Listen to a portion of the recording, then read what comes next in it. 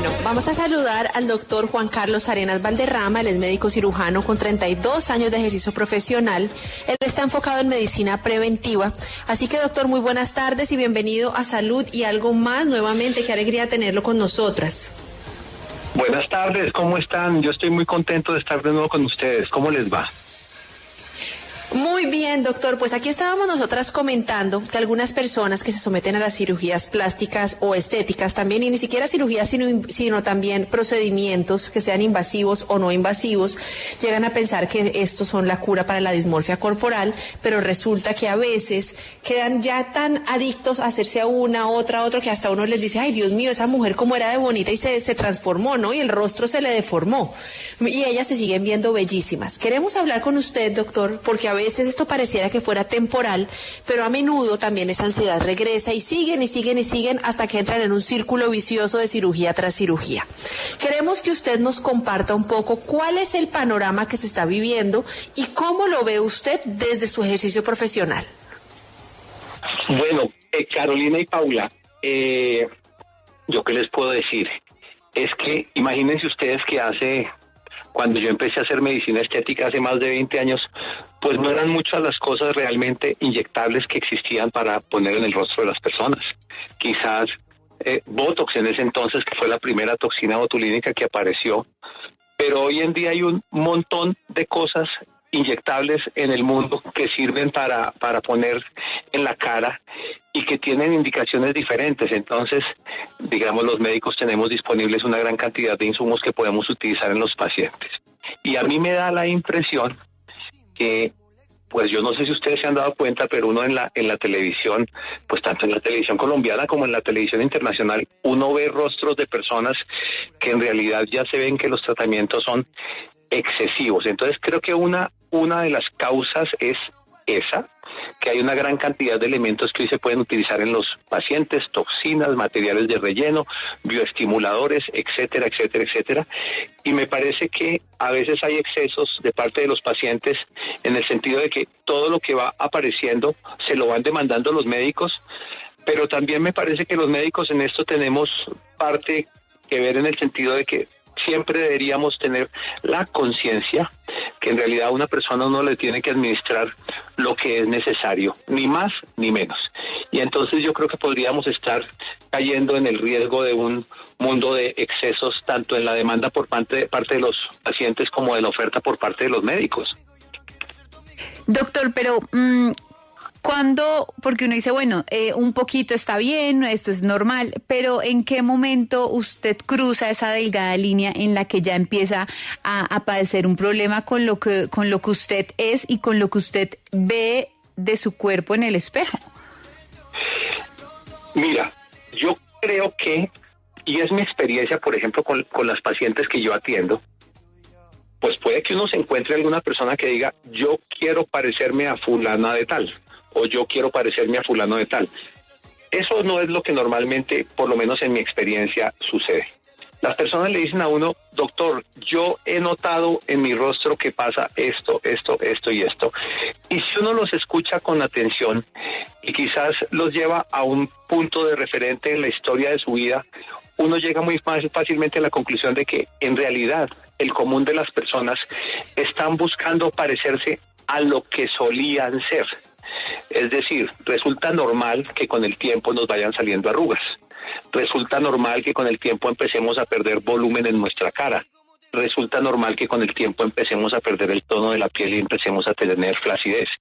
Y yo creo que las personas lo que están buscando como referente es parecerse a como eran, porque uno lo puede llamar de muchas formas, pero en realidad si nos pusiéramos a pensar las razones por las cuales las personas asisten a servicios de medicina estética y de cirugía plástica, es porque la gente detesta que se le comience a notar en una forma exagerada el paso del tiempo en el rostro, es decir, la gente no le gusta empezar a verse que está envejeciendo y a las personas no les gusta de alguna forma vivir la vida con algo que han identificado que pueden corregir. Entonces, yo creo que el punto óptimo está por parte del médico en cómo yo puedo reponerle o sustituirle o administrarle productos en el rostro de las personas de manera tal que los lleve a parecerse a como solían ser en la época en que mejor se sentían en la vida. Pero doctor Arenas, en eso yo coincido con usted, hay muchas, y envejecer no es fácil, y hay veces que uno oye que la gente le dice, uno tiene que aprender a envejecer con dignidad, ¿no? Y pues lógicamente las etapas de la vida y todo tiene su ciclo, y yo comprendo lo que usted nos dice, de que la gente quiere volver a verse joven, y ahí está bien que uno se aplique, por ejemplo, un baby botox, o que uno se aplique un ácido hialurónico de forma medida. Puede que no le cambie ni siquiera los rasgos, sino que usted se siga viendo como se veía hace 5 años, por ejemplo. Pero resulta que la realidad, doctor, es que, y lo digo porque yo he trabajado muchos años en la televisión, uno ve compañeras y uno ve colegas y uno ve gente también artistas que tienen un rostro precioso, natural, y de un momento a otro uno empieza a ver que de 1 a 2 años están completamente desfiguradas y que están adictas a la cirugía plástica o a la cirugía estética.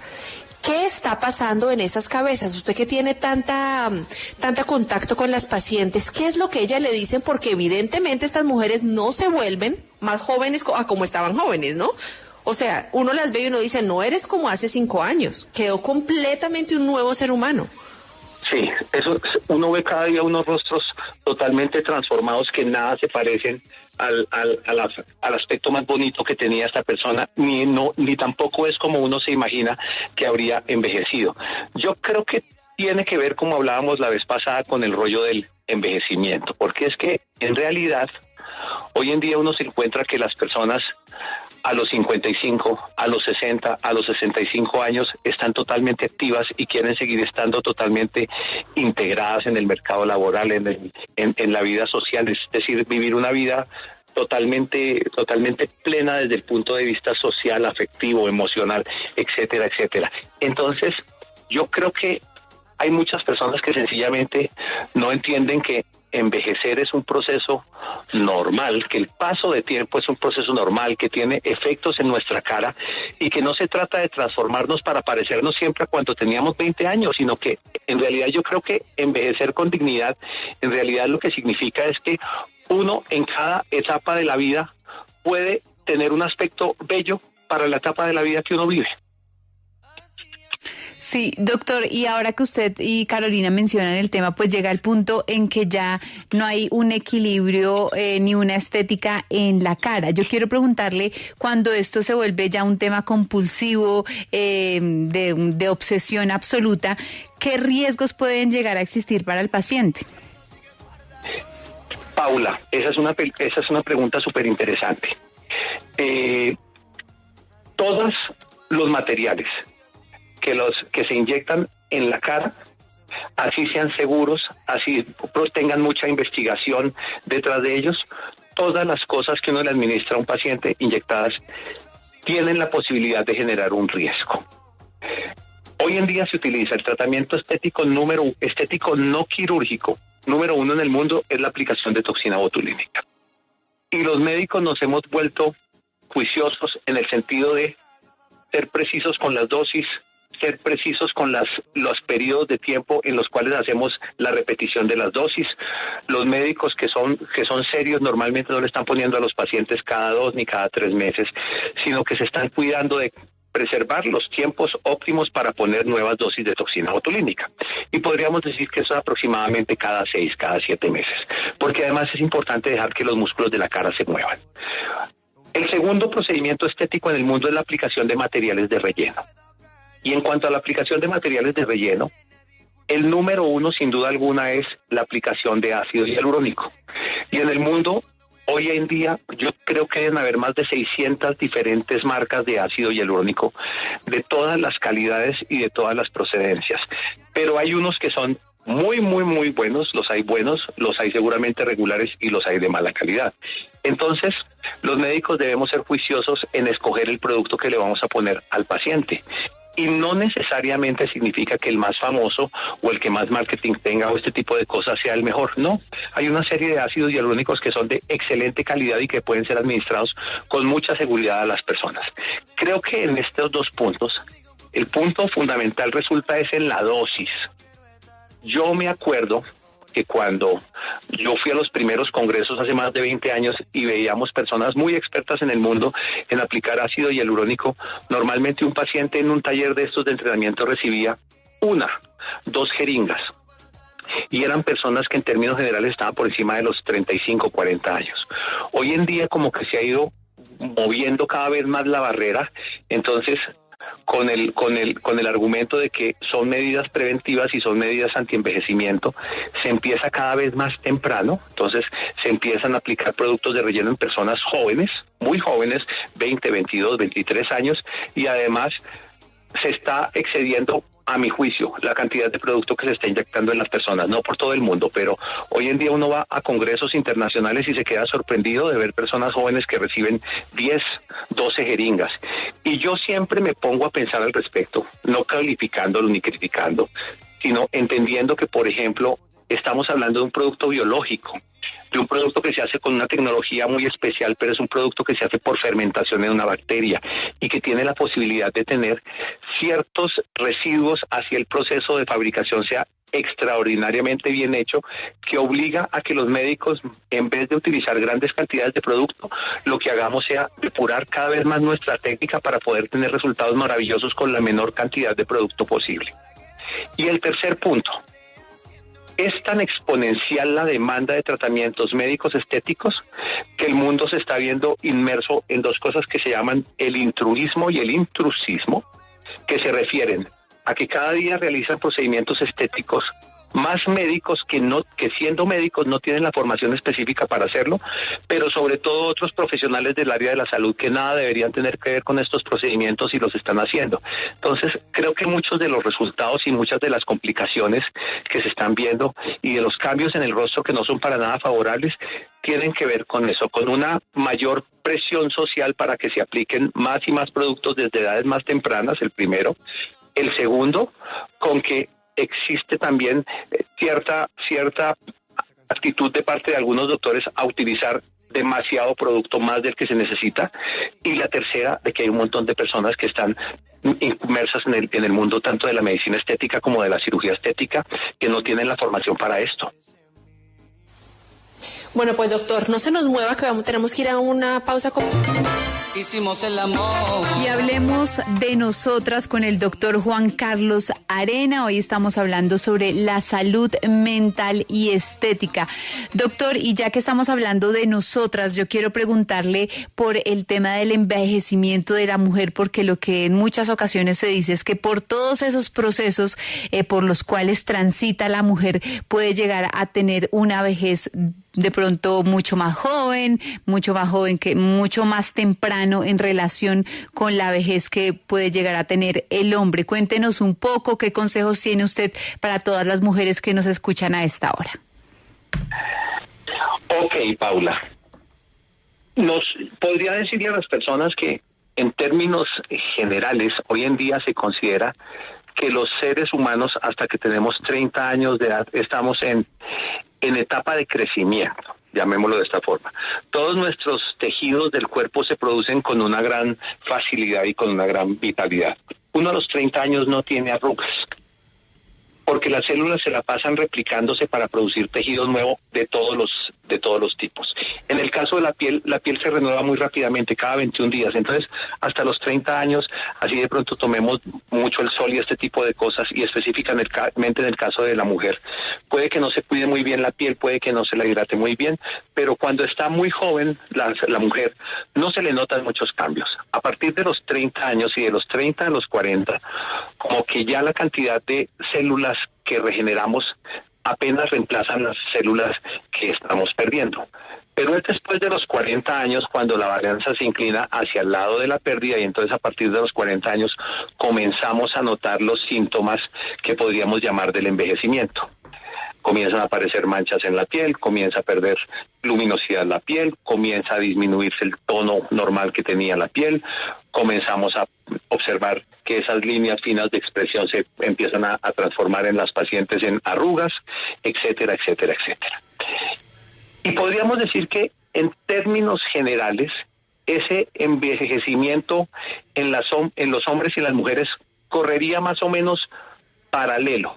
Normalmente se ven un poco con mejor aspecto y más jóvenes las mujeres porque sencillamente se cuidan más la piel que nosotros los hombres. Pero lo que sí es claro es que alrededor de los 50 años y unos años antes, cuando la mujer comienza a entrar en el climaterio, que es diferente de la menopausia, porque la menopausia no es sino la última menstruación que tiene una mujer en la vida, y el climaterio son esos cambios debidos a deficiencias en la producción de estrógenos que se comienzan a producir desde más o menos 5 años antes de que llegue la última menstruación, es decir, como hacia los 45 años, la mujer comienza a notar que su piel se deteriora más rápidamente de lo que solía ser. Comienza a perder más tono, comienza a ponerse más reseca, comienza a haber cambios en las uñas, en el pelo, en su mucosa vaginal comienza a experimentar ciertos cambios.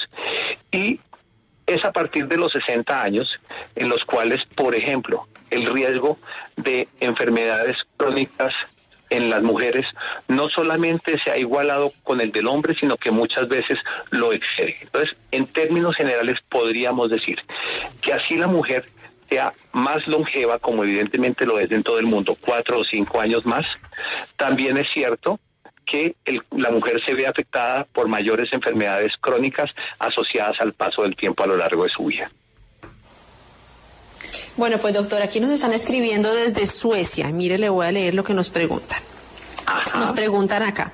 Muy buenas tardes. Hace varios años me hice una cirugía de párpados y quedé igual, pero con cicatrices. Quisiera saber si es posible repetir la cirugía y obtener buenos resultados. Ahora tengo 58 años y ninguna patología. Muchas gracias. Ok. Evidentemente yo no soy cirujano, pero nosotros vemos en la consulta y en respuesta a la pregunta de nuestra querida oyente, que muchas personas comenzamos a experimentar flacidez en los párpados y caída de los párpados. Entonces notamos que el borde inferior del párpado comienza a acercarse cada vez más al reborde donde encontramos las pestañas. Entonces, eso puede ocurrir en términos generales por dos circunstancias. Puede ocurrir porque evidentemente hay una laxitud de la piel y entonces seguramente fue lo que le pasó a la señora en su momento, y entonces el tratamiento que le propuso su cirujano fue: venga y recortamos este poquito de piel, se corrige con una sutura bien especial y bien fina que ellos suelen hacer, y en realidad queda una cicatriz que, a pesar de que se ve, en el común de las personas es una cicatriz que es, llamémoslo así, poco perceptible. Pero lo que pasa es que no se le olvide, mi querida amiga, que el tiempo sigue pasando, y entonces la piel de las personas, cuando pasamos de los 40 años, comienza a perder el tono. Yo siempre le digo a mis pacientes, la piel joven, imagínense ustedes que es como cuando uno compra una media nueva y se la pone en el tobillo.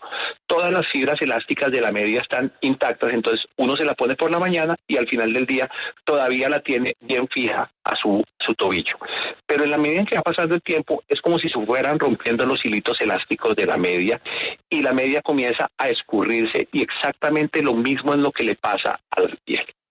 Ese concepto, que los europeos llaman dermatoporosis, es decir, que se va progresivamente perdiendo la calidad y el tono elástico de la piel, no ocurre solamente en los párpados, ocurre en la frente y ocurre en toda la cara, en el cuello y en general en todo el cuerpo, y se acelera en las zonas que están más expuestas al sol.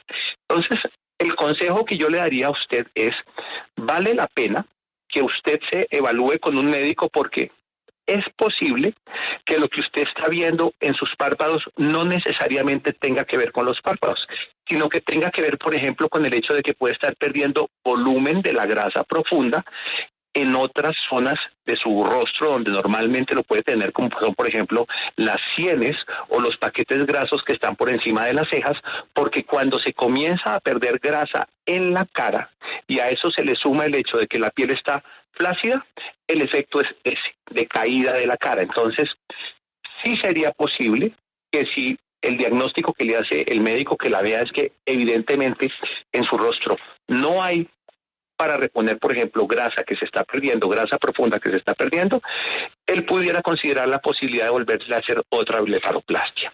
Sí se podría hacer, obviamente una segunda cirugía en una zona que ya fue operada, pues el cirujano se encuentra con que quizás pueda haber un poco de fibrosis y este tipo de cosas, pero sí es factible hacerla.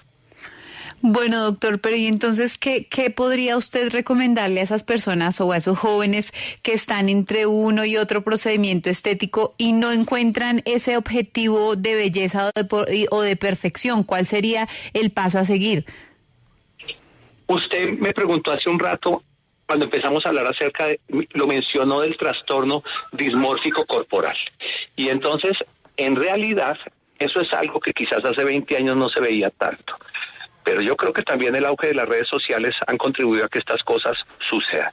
Porque el trastorno dismórfico corporal se caracteriza por la preocupación excesiva que tiene una persona por defectos aparentemente en su cara o en su cuerpo, que son clarísimamente percibidos como reales por quien lo sufre, pero que no son evidentes o son apenas levemente visibles para las otras personas. Entonces, aquí se presenta el primer hecho. Lo que yo considero que es algo terrible que se ve en mi cara o algo terrible que se ve en mi cuerpo, para la inmensa mayoría de las personas es un patrón absolutamente normal. Lo que pasa es que la persona que se ve afectada por el trastorno dismórfico corporal tiene una preocupación que puede evolucionar a ansiedad, a angustia, a depresión, y que le puede producir un franco deterioro de su desempeño social, académico, laboral y en general de todos los aspectos funcionales de la vida, que lo lleva a andar viéndose, por ejemplo, la cara un montón de veces en el día, o andarse comparando con otras personas, y es que este tiene esto que yo no tengo y este tipo de personas, y eso lo hace sentir en una situación en la cual necesariamente, como siente que tiene una deficiencia real, que la mayoría de las veces no la es, busca personas que supuestamente le ofrezcan las alternativas de tratamiento que lo permitan hacer sentir bien. Pero el problema del que tiene trastorno dismórfico corporal es que se hace un tratamiento, sale del consultorio y dice, me siento muy bien y me siento satisfecho, y llega rápidamente otra vez donde el mismo doctor o donde otro a manifestarle lo mismo. Entonces, clarísimamente, el trastorno dismórfico corporal no es un trastorno estético. El campo del tratamiento no es ni la medicina estética ni la cirugía plástica.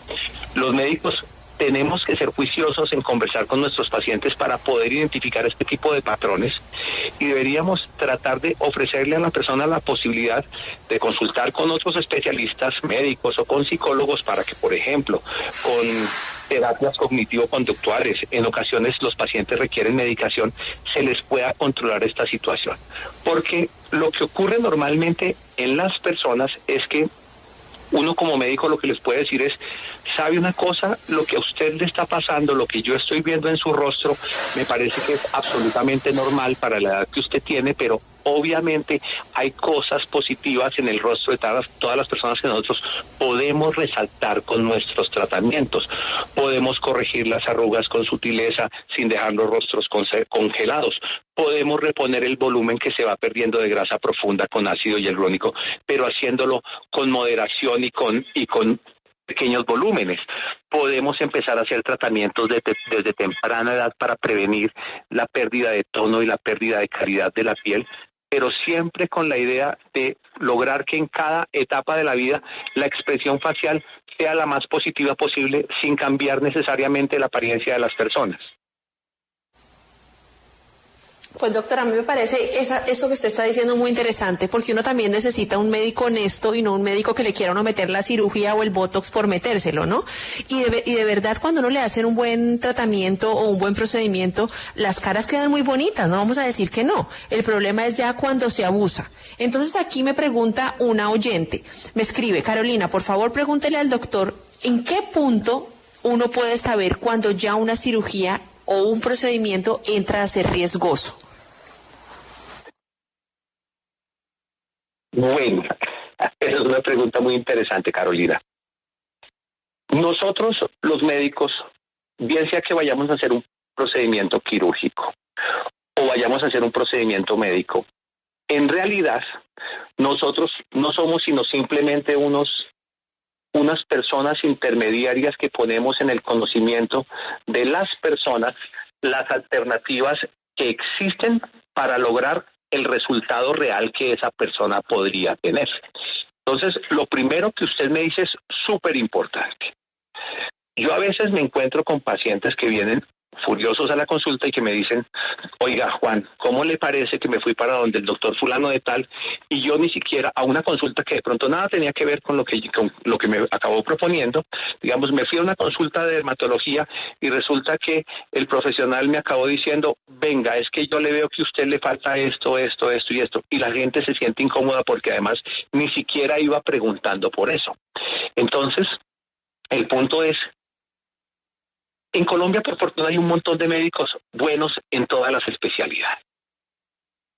Pero yo me sorprendo que hay muchos doctores, cuando, por ejemplo, los pacientes quieren obtener la información de ese doctor, pues como que lo más lógico sería ir a buscar al doctor Pedro Rodríguez en el Google y que yo me pudiera ir a la página del doctor para leer cuál es su formación académica y este tipo de cosas, y uno se sorprende que hay una gran cantidad de profesionales que ni siquiera tienen montada esa información para los pacientes.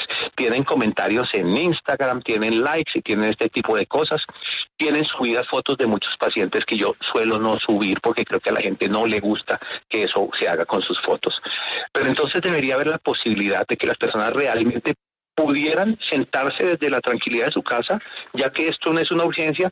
Oye, yo voy a ver este tipo quién es y voy a evaluar dónde estudió, cuántos años de experiencia tiene, cómo se ha formado, etcétera, etcétera. Y de pronto de los 3 que vi, se me ocurrió pedir la cita con el número 1 o con el número 2. Y segundo, yo creo que las personas siempre tienen derecho a recibir la mejor atención que nosotros le podamos dar. Es decir, uno como médico tiene que decirle a las personas, todas las posibles alternativas que hay para su tratamiento son estas. Ahora sí, hablemos de los riesgos. Todos los procedimientos médicos estéticos y naturalmente todos los procedimientos quirúrgicos estéticos tienen riesgos. Cosas tan sencillas como la inyección de la toxina botulínica, si el médico que la pone no lo sabe hacer bien, seguramente no le va a causar ningún problema gravísimo en el paciente, pero puede causarle una asimetría en la cara de la señora que le va a durar 2 o 3 meses. Entonces, imagínese la tragedia si es una persona que trabaja en la televisión y se le cayó un párpado o le quedó la boca torcida o este tipo de cosas. Y eso es algo que las personas tienen que estar plenamente informadas que el riesgo existe, pero uno como médico le dice a las personas, a pesar de que esto existe, le quiero contar que yo hago esto hace 20 años y mi casuística y mi experiencia me han enseñado a hacerlo con seguridad y soy prudente y este tipo de cosas. Entonces, eso es importante. Uno a los pacientes de cualquier procedimiento le tiene que contar lo bueno, lo malo, lo bonito y lo feo. Eso es lo que se llama el consentimiento informado. El consentimiento informado significa que las personas tienen que saber de boca de su profesional todas las posibles cosas buenas y malas asociadas al tratamiento que podrían hasta en el menor de los casos presentarse. Para que una vez esté informado de estas cosas, él pueda tomar la decisión de decir, yo me someto a este riesgo y me someto a este riesgo en relación a que considero que mi situación amerita que me someta a este riesgo, por más que pequeño que sea, y sobre todo porque tengo la confianza en la persona que me va a tratar, por lo que he leído de él, por las referencias que tengo o por la confianza que me inspira de hacérmelo con él. Creo que eso es lo apropiado. Doctor, usted la vez pasada nos mencionaba acá que para usted la vejez es una enfermedad, que no es como ese momento natural del ser humano, sino que para usted es como una enfermedad. Por eso quiero preguntarle qué es lo normal y, digamos, en qué edades deben empezar a salir las arrugas dentro de lo normal. En realidad, yo creo que la inmensa mayoría de las personas que comienzan a hacer arrugas finas en su rostro están alrededor de los 30 años. Y son arrugas muy finas que probablemente si es una persona que gesticula mucho su rostro o este tipo de cosas se puedan hacer evidentes, pero en la inmensa mayoría de estas personas son arrugas tan mínimas que probablemente no requieran ningún tipo de tratamiento. Con respecto a la pérdida de volumen en la cara, que es la que justifica el uso de los ácidos hialurónicos, es a partir de los 35, 40 años cuando empezamos a ver en los pacientes que los cojinetes grasos profundos se comienzan a perder y entonces es el momento de comenzar a pensar en hacer reposiciones de volumen. Pero el punto es, una persona de 70 años probablemente ha perdido tal cantidad de grasa en su cara que requiera un buen número de jeringas para rellenarle la cara, llamémoslo de esta forma. Pero una persona de 35 o de 40 años que ha perdido poquito volumen o que pueda tener muy poquitas arrugas, normalmente los tratamientos estéticos con dosis muy sutiles y muy pequeñas de toxina botulínica, de materiales de relleno o de bioestimuladores es suficiente para que vuelvan a recuperar el aspecto bonito y la lozanía de su piel. Bueno, doctor, ahora hay una realidad que, por ejemplo, uno lo ve que comenzó mucho con el síndrome de Asia, y es que las mujeres están explantando pues las prótesis, pero no solo es el síndrome de Asia, yo veo muchas mujeres que ahora se quitaron todo, ¿no? Desde los labios ya no se los inyectan, se han quitado los glúteos que se habían inyectado, ¿no? Bueno, se están como extrayendo. Yo le llamaría que es como el fenómeno hoy de la naturalidad y que las mujeres están queriendo volver a lo natural, y el problema es que muchas de ellas, no, la mayoría, y usted lo sabrá, quedan llenas de cicatrices, y a veces esto ya es irreversible. Quisiera que usted nos comente un poco cómo está ese panorama de lo que yo me atrevo a llamar el fenómeno de la extracción. Sí, tienes toda la razón. Yo me pongo a hablar con los amigos o con las pacientes y les digo, mire cómo es de irónica la vida. Ahora todos esos tratamientos que se hacían van en reversa, entonces se están haciendo las extracciones de este tipo de cosas. Porque en realidad uno lo que tiene que entender, y vuelvo y te lo repito, es que cualquier cosa que uno inyecte en la piel tiene la posibilidad de generar dos tipos de respuesta. La primera, o una respuesta de inflamación o una respuesta de rechazo. ¿Por qué? Porque son sustancias que así sean muy bien hechas, que sean sustancias muy parecidas a las naturales, no son exactamente las mismas que tiene el cuerpo. Entonces, el ácido hialurónico que se inyecta tanto en el mundo, así sea de una calidad premium, siempre tiene la posibilidad de generar, así sea en porcentajes mínimos, una tasa de inflamación muy bajita. Y hoy en día se sabe en la medicina que muchas de las condiciones que desarrollan los pacientes a lo largo de los años tienen que ver con esa inflamación, no con la inflamación inmensa, sino con la inflamación celular de bajo nivel que se produce cuando estamos constantemente inyectándole al cuerpo cosas. Y a mí lo que me preocupa, porque yo doy clases en la universidad y le digo siempre a los estudiantes, piensen eso. El criterio ético más sano que los médicos podríamos utilizar para inyectar a una paciente o a un paciente es, imagínense que la paciente que tienen enfrente es su hija o es su mamá. Entonces, lo que usted estuviera dispuesto a hacerle a su hija o a su mamá probablemente sería la decisión correcta. Porque una jeringa de ácido hialurónico que trae 1 centímetro y que por más que dure, va a durar 18, 24 meses, tiene ciertas partículas que pueden generar inflamación de bajo nivel, tiene ciertos componentes que podrían generar ese tipo de respuesta inflamatoria. Y no es lo mismo ponerle a una persona una jeringa de ácido hialurónico cada 2 o cada 3 años a lo largo de 20 años que ponerle 5 jeringas cada 2 años. Porque entonces en el primer escenario significa que en una década uno puso 4, 5 jeringas, mientras que en el segundo escenario significa que uno puso 20 o puso 30. Y si a eso ustedes le suman la cantidad de cosas que aparecen, el marketing tan brutal que le hacen las compañías farmacéuticas, no solamente a los médicos, sino también a los pacientes, que hacen que nos lleguen a la consulta a decir, yo quiero aplicarme este tipo de cosas. Lo que está generando y con certeza va a generar en el mediano y en el largo plazo es que vamos a empezar a ver respuestas inflamatorias por el uso crónico de este tipo de productos. Entonces, no quiere decir que no se deban utilizar.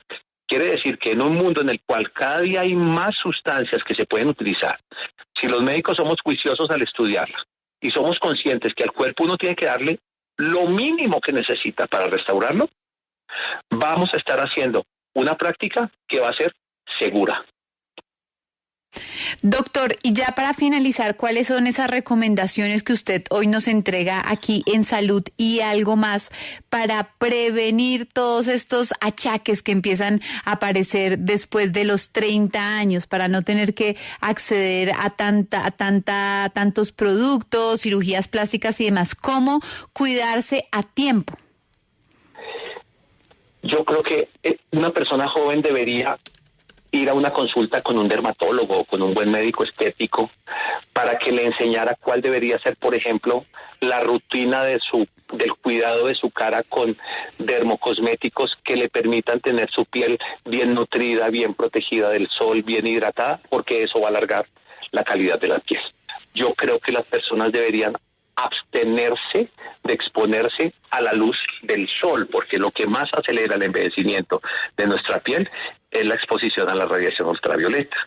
Yo creo que es importante una buena alimentación balanceada. Yo creo que es súper importante tratar de mantener un peso adecuado, de tratar de mantener una buena hidratación, de tratar de tener buena onda y sobre todo entender que cada etapa de la vida tiene unas particularidades, que en algunos casos hay cosas que se pueden reponer, que se pueden recuperar, que se pueden matizar, pero cada etapa de la vida debemos vivirla con alegría y con el entendimiento de que una persona de 50 años no debe buscar parecerse a una de 30, tiene que parecer a una persona de 50 años que se cuida bien. Uno ve ciertos personajes en las redes sociales, hombres como mujeres, que la gente dice, mire cómo se mantiene de bien esta persona a los 50, a los 60, a los 70, y yo creo que estas personas tienen buenos hábitos, pero sobre todo tienen buenos consejeros médicos que los ayuden y que los acompañen a lo largo de todo el proceso de la vida en el campo de la estética, que es un campo tan importante para las personas, porque en realidad no conozco la primera persona que no quisiera lucir un poquito mejor o mantenerse muy bien en su aspecto físico. Bueno, pues doctor Juan Carlos Arenas, le queremos agradecer todo este tiempo por haber estado aquí en Salud y algo más. Usted nos dejó el tema como siempre clarísimo. Que esté muy bien, que Dios lo bendiga, doctor. Les deseo una feliz tarde y muchísimas gracias por permitirme conversar con ustedes. Que tengan una feliz tarde. Hasta luego. Lo mismo, doctor. Y bueno, así hemos llegado al final.